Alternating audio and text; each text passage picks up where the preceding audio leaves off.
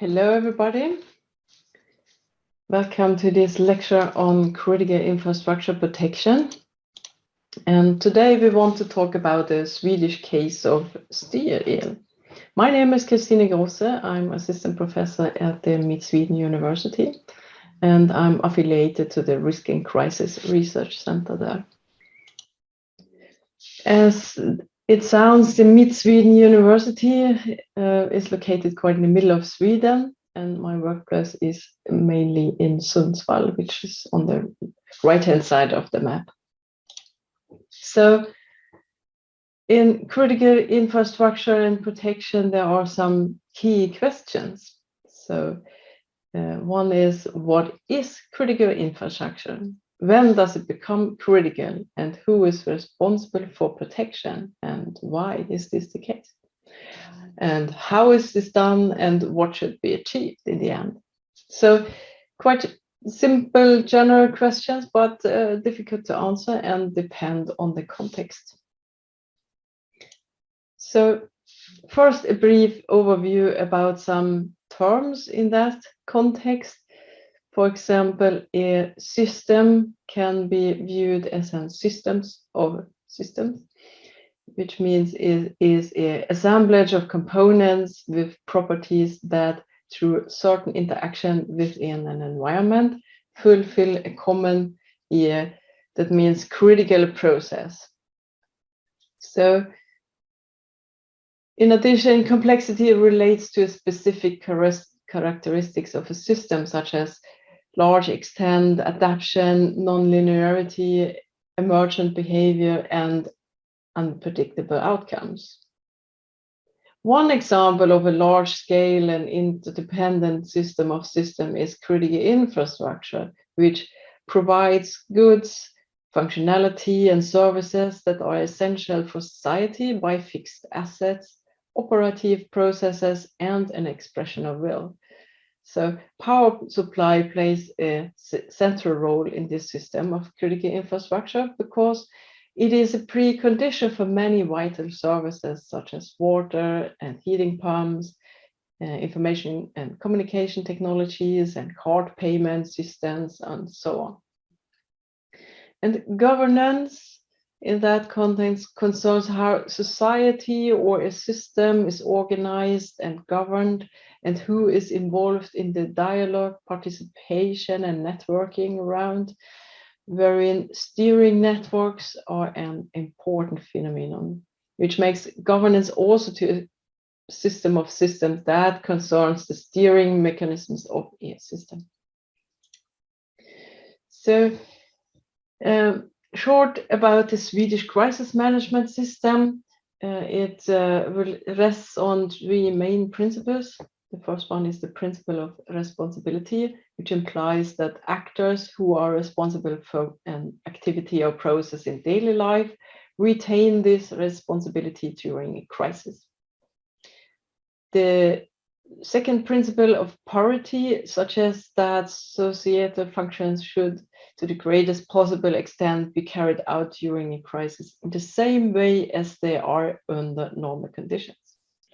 And the third one, principle of proximity, states that the actors who are closest to the event should handle the crisis where it occurs.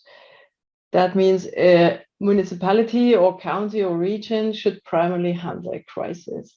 And then if local resources are insufficient, the state can act through the county administrative boards, thereby they have to coordinate relevant actors within the country. Since there is no explicit process for resolving possible conflicts within the Swedish crisis management systems, the coordinating role places immense demands on the county administrative boards. A little bit short background to the STYREL process. Even if there was a public investigation in the 19th, we can see that a major outage in 2003 which affected southern Sweden and Denmark can be seen as a trigger for the development of the process, which has been done between 2004 and 2011, and included the pilot study and the first run, and which finished the development. The second run occurred between 2014 and 15, and the third one should have been started 2019, but has been postponed several times due to the pandemic, actually. So the main points for this planning approach was to collapse, to prevent the power grid from collapsing during a power shortage, which includes manual load shedding. And the question was which consumers can be turned off or must be supplied with power as long as possible. So therefore, the research focused here on STYREL, which is an acronym for steering electricity to prioritize power consumers. And the Swedish approach produces a policy for a particular crisis situation, which is a national power shortage. In the power supply context, there is a notable absence of case studies beyond the purely technical perspective, which makes STYREL to a particularly interesting approach. It concerns preparatory planning and policy making in the public sphere, and involves a large number of actors from all levels in society, as I will show you later on.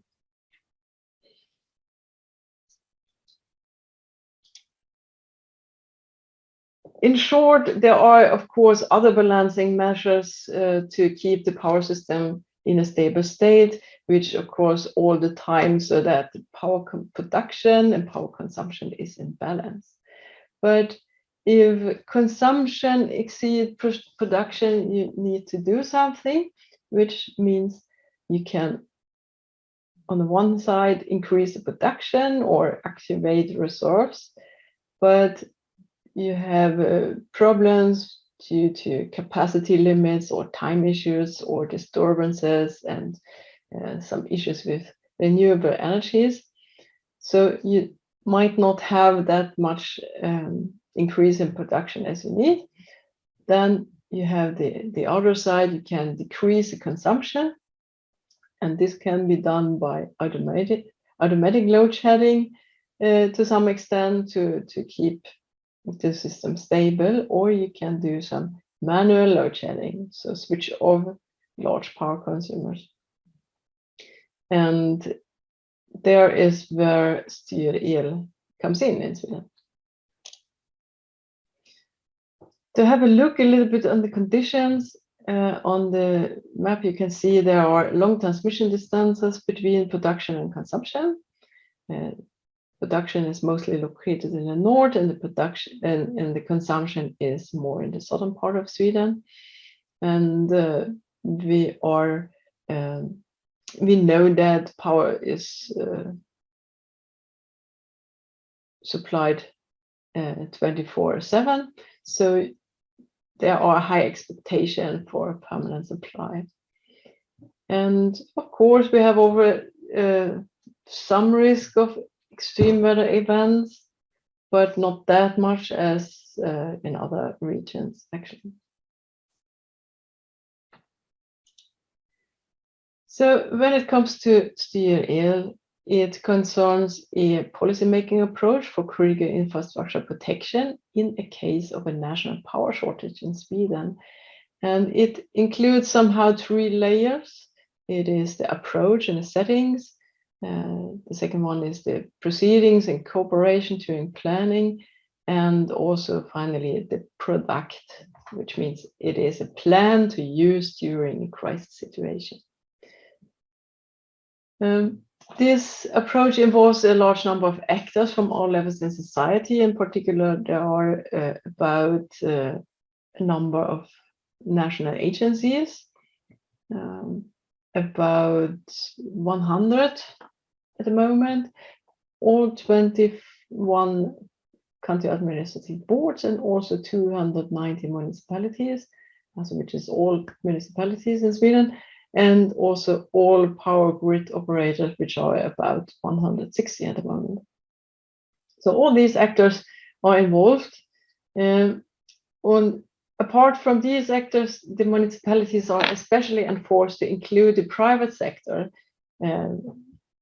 but in the process of identifying critical infrastructure, but it's quite difficult to do that because this extends their possibilities and capabilities.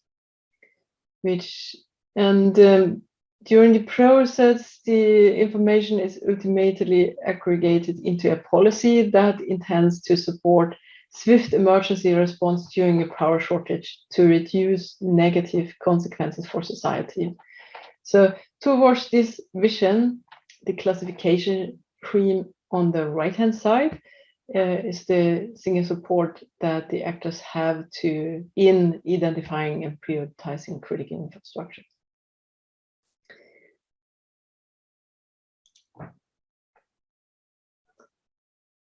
Now I want to show you a little bit how the context and how these operations are going. So if you want to have a look at the power grid, you have here the power production side, which have some concerns about responsibility and market power and economy and how to maintain scalable, sustainable, and reliable power production. And then you have a layer of the power grid operators, both at the local, the regional, and national levels, that have the responsibility to maintain the transmission of the power between the production sides and the consumers. And of course, you have the consumption side, and this is the entire society, I would say.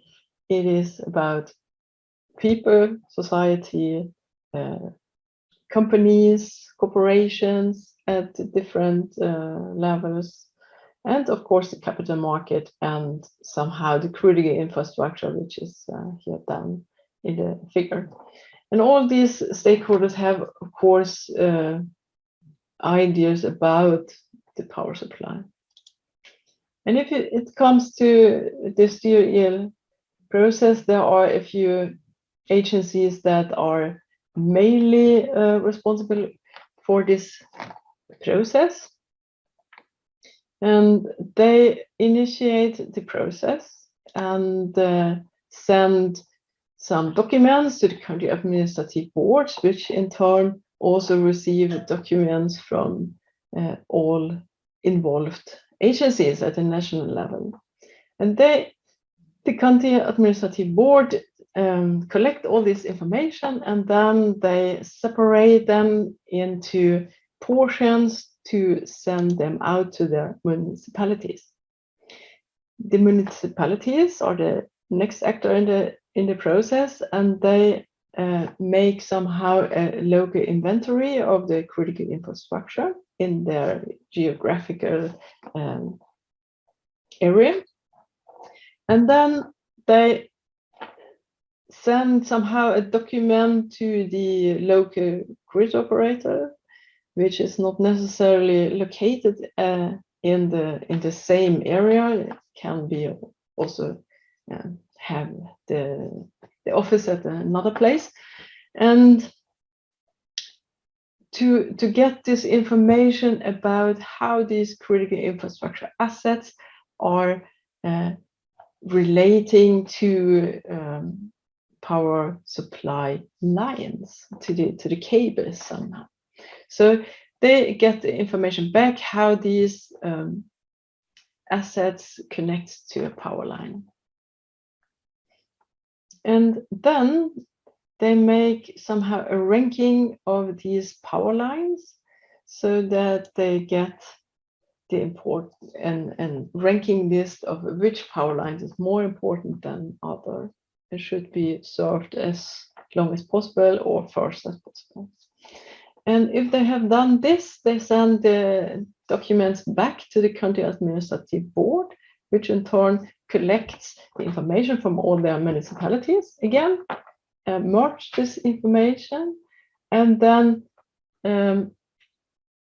separate this information again to send this portion of information to the responsible grid operator in just this area. So no one has the entire information about the power grid. It is only portions which are the responsible actors actually have to handle. Of course, these portions can be quite a large amount of information due to the different size of the countries. So in the end, the whole picture is quite complicated, and we can say that it is a complex system which is hard to control and hard to steer. So if you want to depict it as a process, it looks a little bit easier, but have in mind that the only decision aid which the actors actually have to rank these critical infrastructure assets is this this list you can see here on the right hand side, to make somehow a prioritization of electricity dependent critical infrastructure.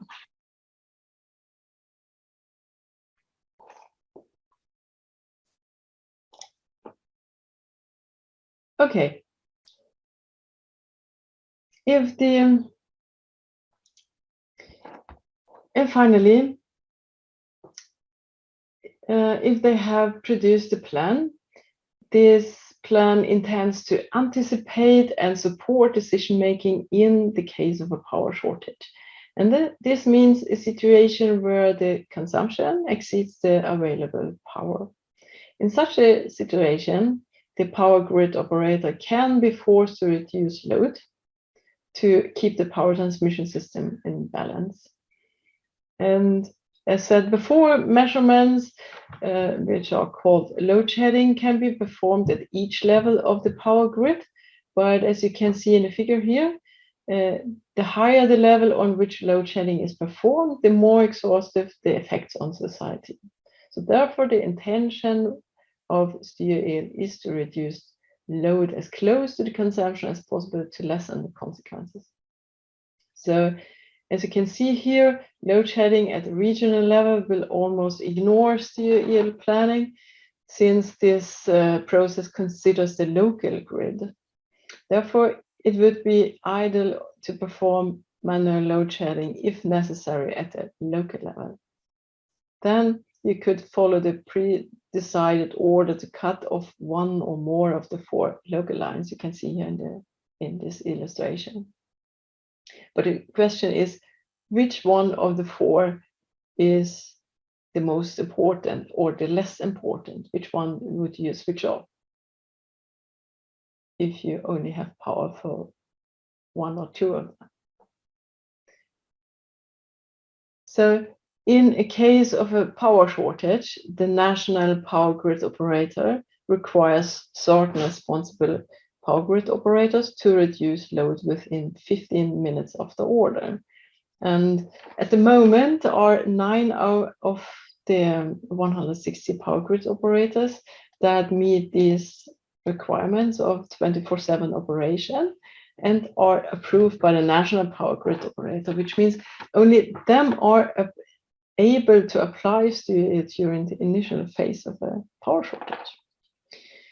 In addition, 3 of them operate both own local grids and regional grids that supply electricity to 40 to 60 subgrids, which means locally operated by other power grid operators.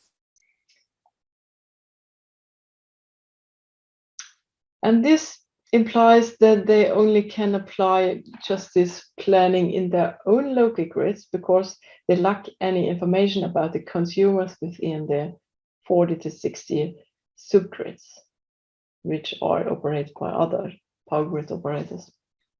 And this prompts the question to what extent these regional operators should distribute the effect of the power outage to only their own consumers or equally to all supported subgrids.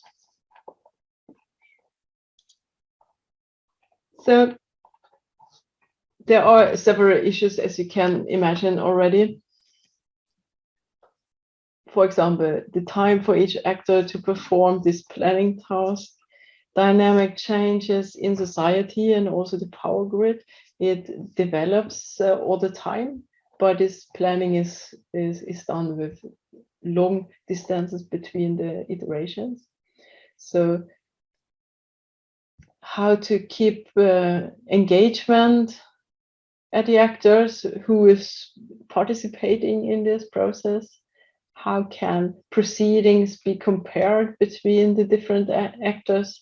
And how can they be integrated in other plannings and other emergency response planning, for example? And how useful is such a decision-making support in the end?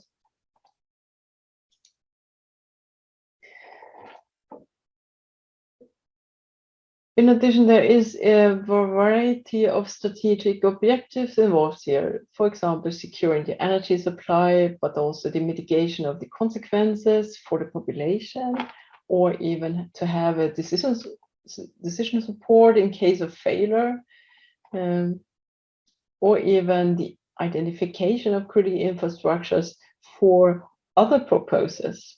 And of course, even the collaboration and networking are quite important to develop emergency response networks that make it easier in a crisis. Because most often there are few people which are working with these tasks at the several actors. For example, in the case of STYREL in Sweden, many of the participants in our studies emphasize the need for the process development and better guidance. As you can see here, this perception might also relate to a lack of experience among responsible persons. And as you can see here in the upper table, many participants lack experience from former proceedings, for example, because of people change their positions, leave the organizations, or retire. In such cases, the knowledge about the proceedings disappear, and the new responsible person starts almost from scratch during the next one. And this lack of knowledge becomes also visible in the table on the lower right-hand side. The survey we have done revealed that the interaction is undeveloped and also that there is considerable absence of clarity. How critical infrastructure of national importance is considered, for example, and how cross-municipal and cross-regional power lines are prioritized.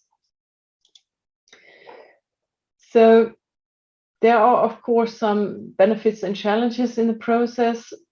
For example, it is a quite well-established basis.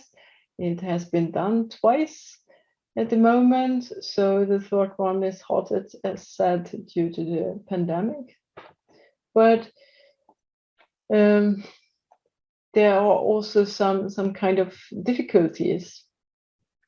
So one thing we can see is that this process has been a blueprint for other contexts, which is good to some extent, but also you transfer the problem to the next process in the same way. And another positive thing is that it has enhanced the awareness concerning vulnerabilities at the local level, and also the complexity of critical infrastructure, and also the importance of established networks for emergency response. But as said, it's hardly impossible to estimate the intended benefit for the actors in the multi-level system, and also the society that should affect somehow. So it's not easy to evaluate the effect of the process. And also one thing, it's quite important, the lack of measures to evaluate the quality of information. So you not always know if you get the right information from the preceding action. So what can be said about critical infrastructure protection? It is a complex endeavor. There are no simple questions to complex problems. No simple answers to complex problems. So you need to understand the recursive multi-level structure of systems, infrastructure, and governance, and also the process and properties that are involved. Need also to understand that the different levels of concern involve different worldviews and objectives. And to recognize the impact of time. I think one thing we can learn from the corona pandemic is that things change over time. These things we found important in the beginning maybe are not as important as time is passing by. So it is also here the case. If you want to identify and rank critical infrastructure, the question is, when does it become critical and when does it stop being critical? When does it not play any role longer? So then this discussion should be involved also to reach and accept a balance between common structure you can fall back to, and also somehow having a local variety and systematic and ad hoc proceedings. So some things you need to have systematic processes to, but also you have to have some kind of flexibility to react to certain circumstances. And also to actively address informal and formal feedback exchanges, not only, but especially for addressing the complexity paralysis, so that you're not are sitting there and say that nothing plays any role anymore. So we have to find ways to deal with the complexity in just these problems, and somehow to integrate the plannings during emergency preparedness and emergency response into each other. So to sum up, what should we say? Critical infrastructure can be viewed as a complex social technical system of systems that imposes extensive requirements on governance efforts to foster critical infrastructure protection, regardless of whether it involves public organizations, private organizations, or both. And critical infrastructure protection, in turn, can be viewed as a common associated concern that is located in the field of governance between governmental control and competitive market dynamics, as well as the private sphere of citizens. If you have any questions about the content of this lecture, don't hesitate to get in contact. You can see my contact here. For example, write an email, so I will get back as soon as possible. Thank you.